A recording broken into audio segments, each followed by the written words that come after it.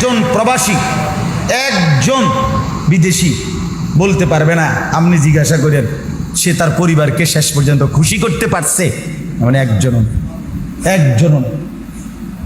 এক ছেলে বলছে কজর আমি এই 8 বছরের ভিতরে কোনোদিন একজন ভালো ডাক্তার দেখাইনি, সামান্য ব্যথা বেদনার 1-2টা ট্যাবলেট খাইয়া পড়ে থাকি, কিন্তু ভালো কোনো ডাক্তারও দেখাইনি, কিন্তু কাউরে সে নিজে কাউরে খুশি করতে পারিনি, সবাই অতৃপ্ত।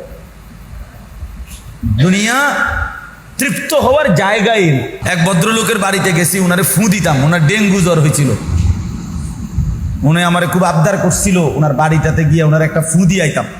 4 কোটি টাকা খরচ করে উনি দোতলা একটা বিল্ডিং করছে, অত্যাধুনিক বাড়ি, কিন্তু ওনার বাড়িতে ঢুইকা দোতলায় উঠা ওনারে ফু দিতাম, গিয়া দেখি বাথরুমে গেছিলাম, দেখি যে দরজারের সিটকারির মধ্যে যে সিট